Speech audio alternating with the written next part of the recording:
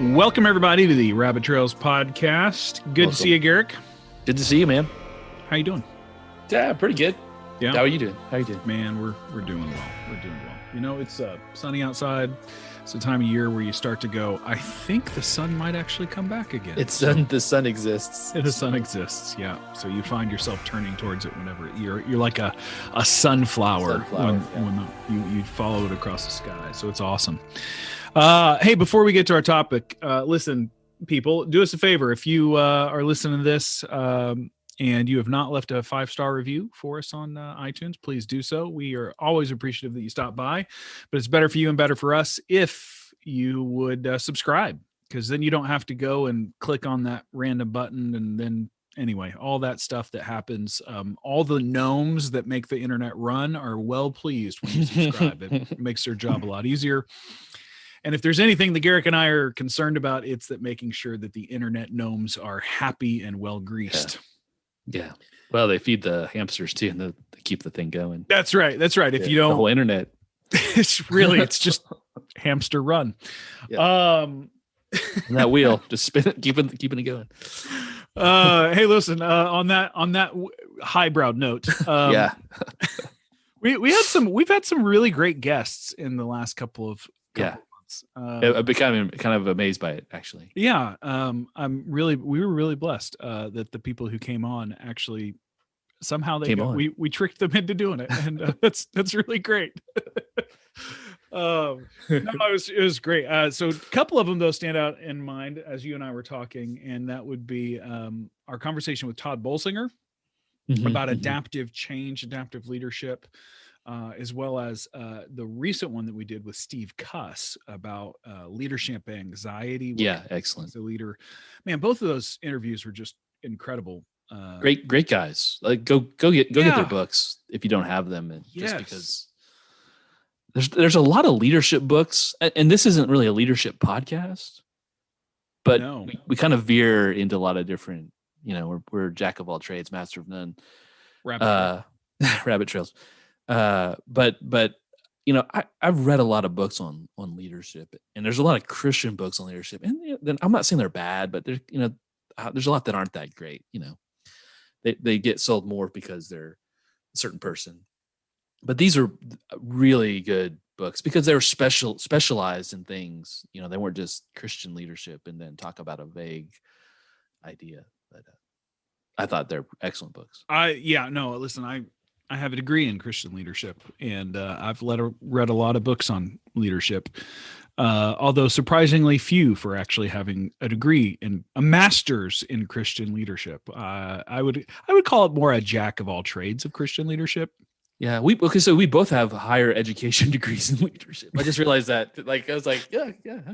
And we're both leaders to varying degrees. To varying degrees of success. Depending upon the day. Todd Bolsinger's book, Canoeing the Mountains, and then his new one, Tempered Resiliency, or Resilience, or Tempered Resilience, I believe. Tempered Resilience. Fantastic.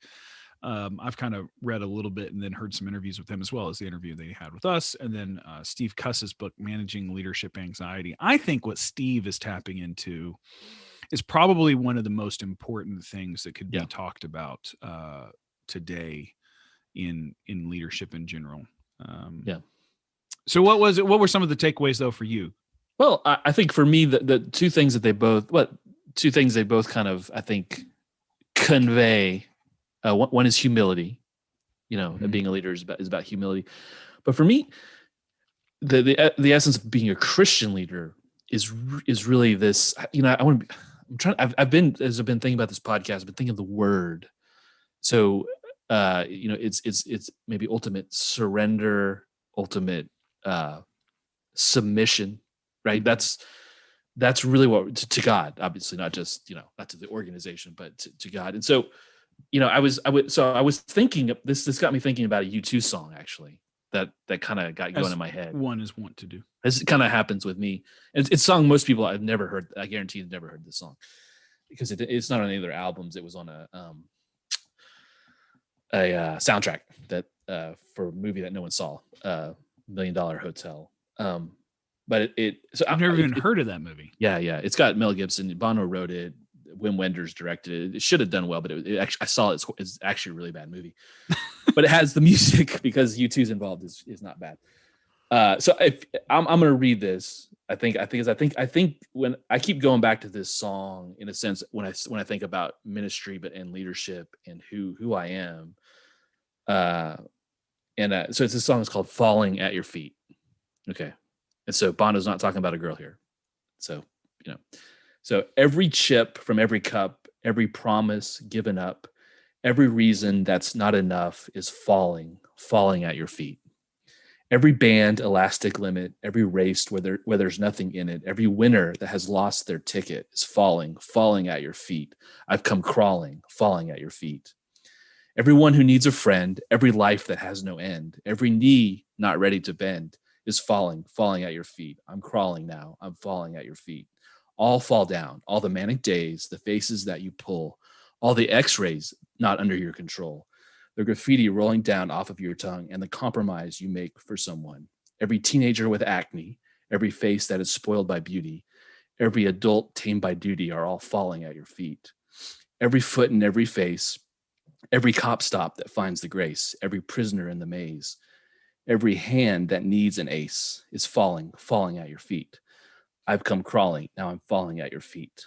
All fall down, all the books you never read, it's me, just started, all the meals you rushed and never tasted, every eye closed by a bruise, every player who just can't lose, every pop star hurling abuse, every drunk back on the booze, all falling at your feet, all falling at your feet, all fall down, all the information, all the big ideas, all the radio waves on electronic seas, how to navigate, how to simply be, don't know when to wait, explain simplicity. In whom shall I trust? How might I be still? Teach me to surrender, not my will, thy will. That's a leather jacket wearing rock star writing that stuff. Yeah. We should sing that more in church, that one. Yeah. Yeah. But it should be a mantra for leadership conferences. Yeah, it should. So that's where I went to, when they were talking about this need to just give everything to God and put it all. And we talk about that a lot in Christian ease, giving it all to God. So, but I wonder how much do we really lay it all down before God? Are we is our knee really ready to bend, or are we? I don't think so. Yeah, and I think it's astounding. I want to be careful. It's astounding how much in my own life, my role of leadership has been selfish ambition. Yeah. And how much I'm more concerned with the way that I'm going to come across, or the position that I can achieve, or the room that I can be invited into, or whatever else, rather than knowing Jesus in my own life. It's interesting to me that in the New Testament, leadership qualifications tend to revolve around the character of someone rather than their skill set. Yeah. Paul seems really concerned about that. Yeah. Not, well, are they a good strategic thinker? And yet those are the things I want to prioritize. I think the only way that someone is willing, I'm going to be careful again. Bolsinger talks about, of course, adaptive change, adaptive leadership. And he goes to Lewis and Clark. And these guys had their own selfish ambition and everything else. Everyone does. But it takes a lot of humility to go, okay, we're throwing out the plan. Yeah. Like, they led these guys thinking that something was going to be there. And then all of a sudden it's like, oh, nothing's there. What do we do now? Yeah. I would have gone back. I said, guys. Yeah, because I know what to do. We're just going to go back and I'll talk to the president now. I mean, whatever it might be. But yet these guys go, well, let's throw it out. Yeah. There's a lot of humility there. Yeah. And to work together too.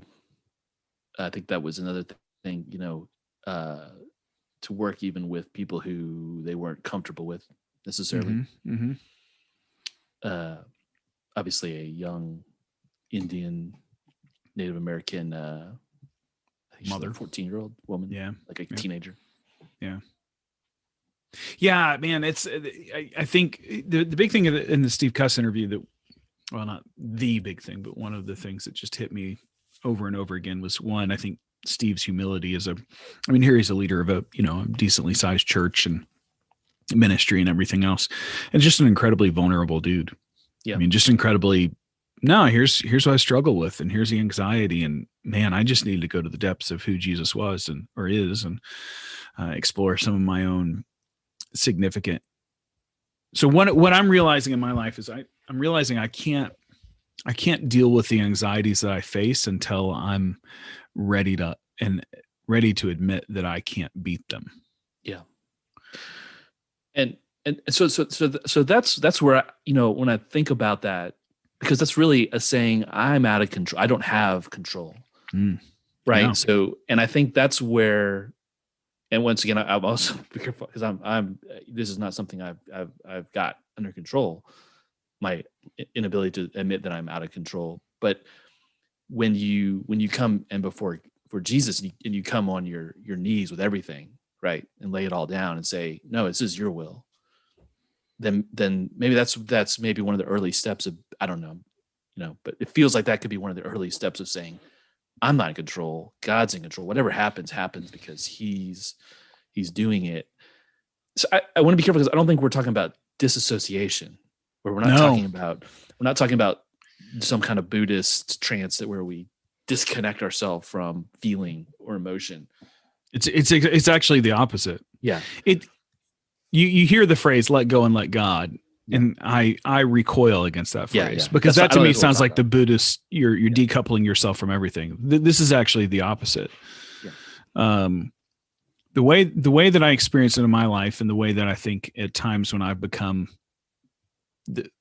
when I've operated in good leadership, is when I can sit in a room and I can admit I have no clue how I should do this. Mm-hmm. And I'm anxious, or in my parenting or in my marriage. Like, it's like, I just got to say it right now. Like, what's going on here kind of freaks me out. Or even if I just need to confess it before the Lord, but realizing there's no amount of uber competence that can compensate for this moment, because I don't have control over this. So I guess one area might be like, in an area like anxiety produces anger, right? So like you get anxious about something, you don't realize you're anxious. I think that's one thing that with this Steve Cuss material that I'm realizing is we don't like the word anxiety, and we don't like to say anxious because we're kind of like, hey, yeah, other people get that. I just get frustrated or whatever else. But it's like, well, that's the frustration is a secondary emotion, but the anxiety is deep below, and it's producing that. And so what I've seen in my own life is, that anxiety gets produced and it becomes anger or whatever. Yeah. And what I think, the way I read Galatians at that point is like, okay, I got to go tap into the Spirit and kind of control this anger, and then I'll have peace and joy and everything else. And I don't think that's what it is. It's that confession of my limitations as a human being and my frailty. And then that allows me to then rest in the Spirit, which produces love, joy, peace, patience, kindness. I can't muscle my way into love, joy, peace, patience, kindness, gentleness, and self-control. But I can back my way into resting in that, which produces a very different result. Yeah, and I wonder if we're a little bit influenced by North Atlantic culture, which is more suppressive of emotions. My guess is when if the people reading the Jewish, Mediterranean, Semitic people reading these texts weren't seeing it as a suppression of emotion. When we're talking about giving everything, surrendering everything to Jesus. I think we've interpreted that as such in some ways. So I think you're onto something really important there, which is not necessarily just say, okay, the emotion's not there, but it's to be honest about it, to express it even. Mm-hmm. I think that's living in a more Mediterranean culture where emotion gets expressed, in very real ways. I think that's something to think about as how we interpret scripture. Often comes from a very, practical, cold, and that's the way it should be. And I guess we live in those cultures, but I think that's the downside of some of those cultures is, it's the old Irish, what Irish people just drink and have a heart attack. That's how they deal with it. Just stuff it. Stuff it down. Yeah. Just keep it down there. Yeah, the Germanic or the the Germanic or the Scandinavian sensibilities, which says, well, there's nothing I can do about it, and so I'll just move on. And Stoicism or whatever you want to be, which hey, Stoicism was a result of a Mediterranean culture, so we should be careful not to say all Mediterranean cultures have it, but there is something to be said about the expression of emotion, especially that which is found in the Bible. But it's not just the expression. So here's an interesting thing. Like it could be very easy for a leader to go off the handle, right? And go, well, I'm just being expressive and I'm being like the Bible, or, show their anger or whatever else. Yeah. And there's a place for that. But I think what Bolsinger and Cuss would point to, and I think it comes out more in Bolsinger's Tempered Resilience, that it's kind of this, the only way to kind of make sense of these things is to go to the depths of what is the inner story that I'm telling myself. Mm-hmm. So like when I get anxious, a lot of times it can be because I'm telling myself a story that in order to measure up to who I think I have to be uber competent. So I have to be able to handle each and every scenario that comes at me, regardless of whether or not I have any familiarity with that scenario or have any clue as you have, there can be, if I'm responsible for a group, right, and we're all at a bus station, a bus stop, and we think a bus is coming, I can feel a lot of anxiety if that bus isn't coming, even though I'm in a country I've never been in or in a situation I've never been in, because I feel responsible. And so if someone says, man, where's the bus? I can easily take that to mean you're not a good leader because you didn't uber competent your way into learning Lithuanian in order to be able to, have a bus, figure out this moment or whatever else. Yeah. And so that's kind of the stories that we tell ourselves. Yeah. But so it's not just me going, oh, well, I've never been in this situation before, I need to give myself some grace. Okay. Yes.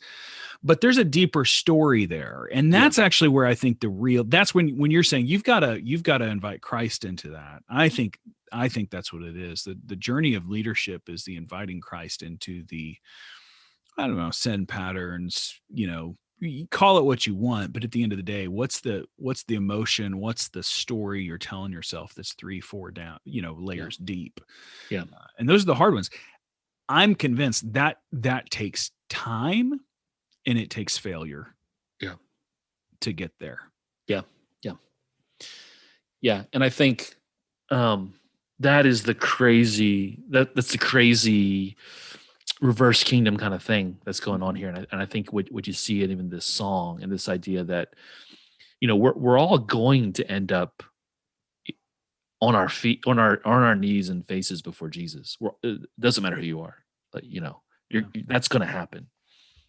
And yet we have to kind of go through this process that takes time and effort and grace and failing and confession of getting there, of really getting down to, and I think you and I have both at times been on the bottom of things, maybe I don't, I'm not saying in a really dangerous end of, career, family or anything, but you and I have both been in hard places where you do like sense that the only thing I've got left is I got to get on my hands and knees and face, not necessarily really, but figuratively, metaphorically, in a real way, and get before Jesus and say, this is it. I don't know what else, you got to do this.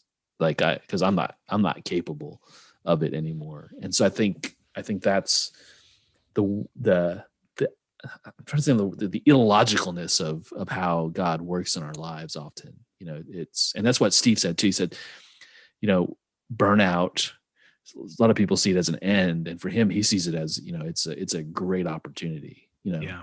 a time of really just where God can really work in your life, because you've kind of been stripped of all that stuff finally. Yeah. So a couple of things, you mentioned, we've both been there, kind of on our knees sort of thing. Looking back, in the moment, you think this is the end of the world, and I just want out of this as quickly as possible. I call that, I'm finally fallow enough to start learning.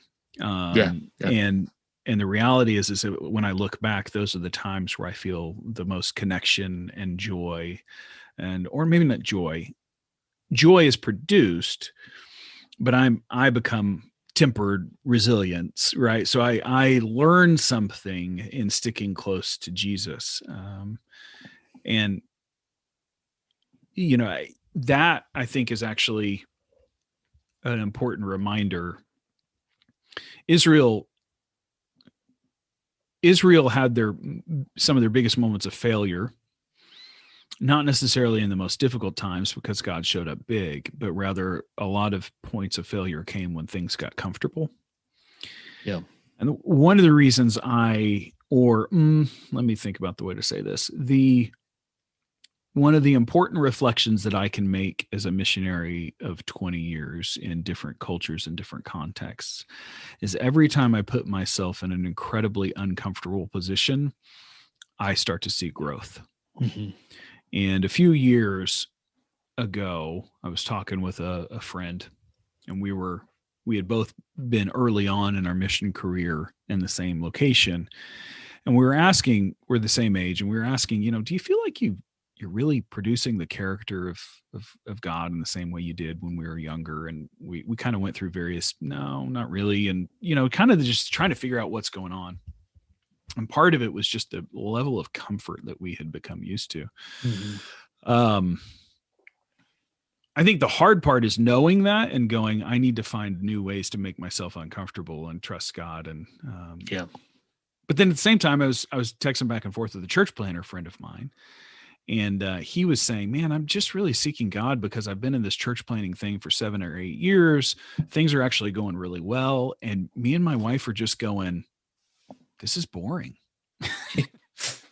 It's funny how in those moments, now, if 7 or 8 years ago, he was going, God, are you even going to show up? This is going to be terrible. And then, on the end of it, whether or not you succeed, quote unquote, in church planning or not, you begin to realize, no, God is faithful. Which brings us, okay, so I'll say it here. We haven't said it on the podcast yet. So Victoria and I are, by the time this airs, we'll have let all the important people know and everything, but we are in a huge step of faith in that you and your wife are going to become our bosses. And that's just sounds frightening. No, it does. It is. You should be deeply concerned. I'm concerned about your life choices. No. Okay. So what that means for everyone listening at home is that Victoria and I have felt led to now step out of our roles in 13 years in Sweden and take a huge step of faith and move to Spain and to work with Camino Ministry, Lord willing, and try to figure some of that out. We don't know all the answers, but here we are. We've lived 13 years in Spain. It's the only place our kids have ever known. It's frightening as all get out, even though there's tons to look forward to, but just kind of this new step of faith again. And I keep going back to Abraham going, he set out on his journey and all he knew was, I'll show you the land. Like I know I have quite a few questions answered, but yet, so during this process of us making this decision, though, I was reflecting on this last night with Victoria. I would go on these long walks. And my biggest question was, God, are you just going to go with us? And I kept going back to the story of, I kept going back to the Aaronic blessing that I will be with you. Is the sense of the Aaronic blessing, and that I could rest in that God will be with us, and he promises, I will never leave you or forsake you. But then there's also the story of Israel in the desert, of that he covers them with a cloud by day and a pillar of fire by night, and that his presence was of great comfort. to them.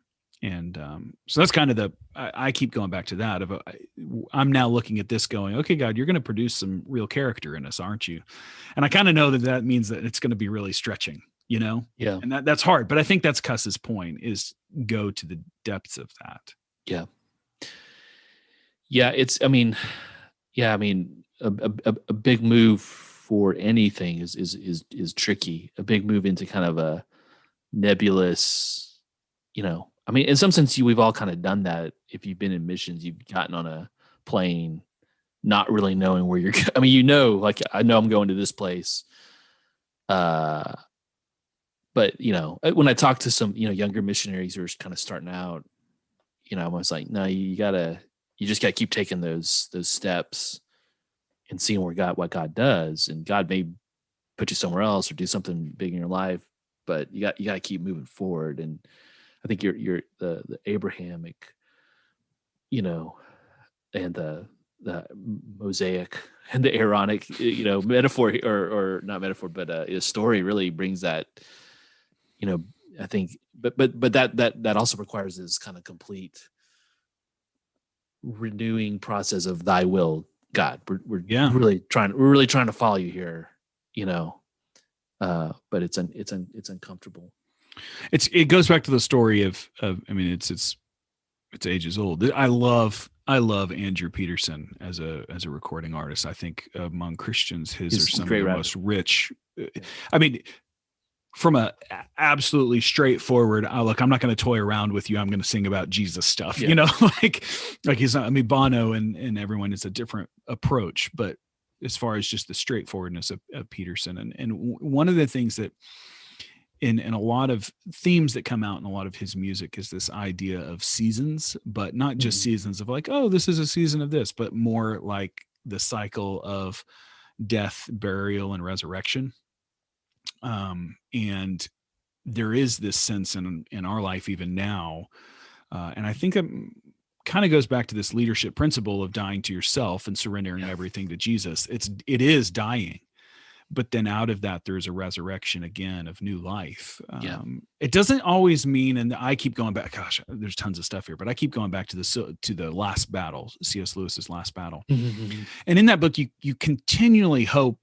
You find yourself, maybe it's the American in me, maybe I'm just trained by stories, but you kind of keep hoping, you keep thinking, well, Aslan's going to break through here. Like vindication. He's just going to take care of everyone and everything's going to end up.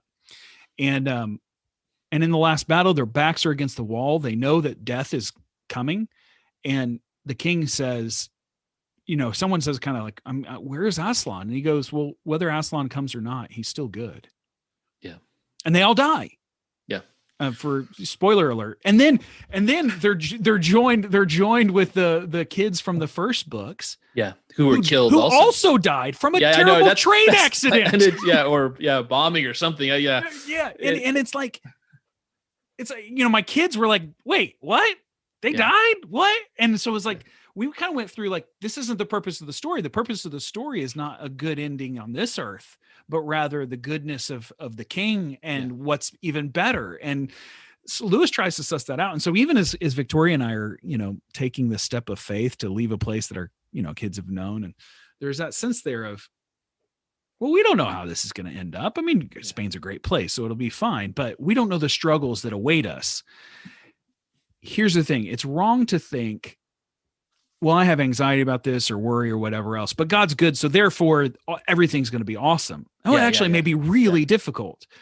But if we stick close to Jesus, we'll know him in a more intimate way. And that seems to be the goal to me of any endeavor with Jesus, leadership or otherwise. Yeah. That was a really brilliant point. I made you quiet. I know. It was good. It was really good. I think that's, and I think what we're drilling down is right. This is the heart of leadership. It's heart of ministry. It's really the heart of who we need to be as Christians. But it's this tension which we find in grace, because we're not necessarily going to, because we don't get the whole, like, we know the story is going to end well, right? But not really. We kind of, and even in the song, it's like, well, Well, how do you anticipate something like that's is going to taste better when you've never tasted something? Yeah, yeah, exactly. It's like you kind of hear those stories out there, but until you've tasted the Galician steak, you just don't know how good it is. Yeah, yeah, exactly. Well, but this is the Christian story. It is God. We are not obligated to surrender all to God. We are asked. And in reality, we can't do it. I mean, there's songs that teach me to surrender. Yeah. This is someone saying, this is going to happen. Everyone is going to fall down before Jesus. I want to fall down before Jesus. But hey, I need God's power, his grace, his love to help me to do that. And that is, that is a lifetime experience, I think, as we move through our lives, our journey, our pilgrimage. We don't see it all, but that's what God's working in us. But he has to do a lot of it in us. And it is. I mean, it isn't, and that's all. Yeah, Glenn Kreider's book. We'll go back to that. I was just thinking today I need to reread that. But God with us, but just this idea that God is always with us, and he's always been the same God throughout history. It's not a new thing that Jesus came to earth and, all of a sudden God wanted to be with us. It was like, no, he's always been that. He's always been gracious. He's always been kind. But we tell ourselves these false narrative gospels. So we believe in the gospel. Okay, I need grace. And we kind of get that. And then we enter into this relationship. And God is so gracious even in that, because he allows us to enter into that relationship having no clue what we're we didn't know asking for or whatever else. But then also, we continue to tell ourselves stories of like God's up there wagging a finger or whatever else, but yet we fully don't understand grace. And here he is patiently revealing that to us over time and putting up with our anxiety. But yeah, there is that sense there of we're invited to this, but he never force feeds us those things. Yeah. And the hardest part about the Christian life, about leadership, about whatever, is the fact that unless you are willing to dare and put yourself in a place of weakness, you actually will never receive the depths of the beauty of that relationship. So it's this really freaky, scary thing, but it's worth it. But we have a hard time believing it's worth it. Like I tell myself that all the time. It's like, well, yeah, God, you're good. But frankly, I don't really want to put myself in a situation where I know you're going to show your goodness, because that means I lose control. Yeah. Yeah, exactly. Yeah. It's good stuff. I go back to this anxiety stuff because Steve Cuss, and I just think it's so important, and no other leadership stuff is bringing this up, No, not in, I mean, Henry Nouwen did some, there's bits and pieces of it, but it's just kind of right out saying you got to deal with this stuff. Yeah. And you've got to deal with it in a productive way, in a way that is also spiritual. So it's a real. I think the book. I think you're right. I think it's one of the best leadership books I've ever read, because it deals with, I think, what most leaders, unless they're psychopaths, are dealing with, which is some level of anxiety. Yeah. I think we're all but we don't want to talk about it. We don't want to get at it. We don't really want to. And I think what you said about vulnerability, it's with any relationship, we have to be willing to open ourselves up to, and I'm not talking about, self-flagellatingly to whoever, but to open ourselves up to in our families, in our relationships, but ultimately with God. Those are hard things to do, especially if you've got, past issues to deal with still in your life. Right.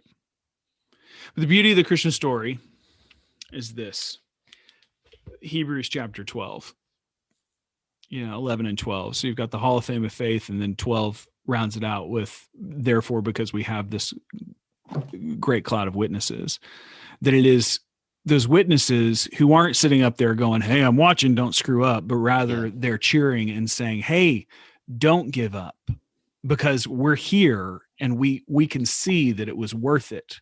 Yeah. We can see, I think that the church and the fellowship of believers on earth can also serve as that great cloud of witnesses in the moment to say don't give up, and that again also produces the reason for vulnerability, and a safe atmosphere. I mean, there's a lot of places where a person should not be vulnerable. Yeah. People just aren't safe, and unfortunately oftentimes that can happen within the church or in a work context that are among Christians. So you got to be careful, but there is the reality that we can be to each other. Don't give up. Yeah. Don't be afraid. It's gonna be okay. And that seems to me fundamentally different than anything the world could otherwise offer in terms of leadership. Yeah. Yep. So for the leader who says, guys, I might get this wrong, I'm trying my best, I think it doesn't mean we overlook mistakes that leaders make, but rather in the vulnerability, there's a sense there. It's like, well, this may not go very well for us, but Aslan's still good. Yeah. Yeah, exactly. And we don't necessarily have to have all the answers either. Yeah. And I think that I got very few. Pressure.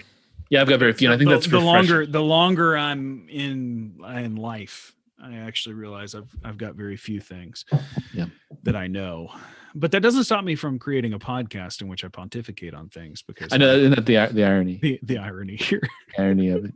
The irony of our modern society, people criticizing other people for not knowing enough stuff while they themselves tell people what to think. I thought a great moment. So on our podcast with Steve, he said at one, I asked him at one point, what do you think the idols of America are and everything? And he said, I probably should stick to idols in my own life. Yeah. Yeah. It's like, man, that was a gracious rebuke, but it was also just comes from wisdom of a man. Wisdom. Yeah. Knows Jesus. So take out the plank in your eye before you take out the. It's probably a good idea.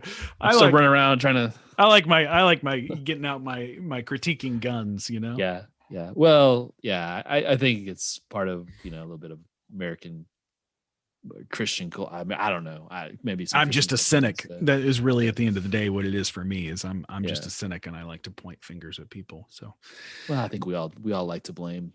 Sure, we do. It was Eve's fault. She gave me the fruit. What's the so the Drive-By Truckers have a great line in one of their songs about point. Oh gosh, I don't remember. I'll have to look up for it later. But it's like people pointing people at people. Oh gosh, I can't remember. Never mind. Just cut this part. It's a great line about hypocrisy. People doing the people thing with the purple people eaters. It's a very contorted line. So you can find it, and then we can just clip it in. How's that? Yeah. Or maybe we'll end the podcast with that. Just it's a total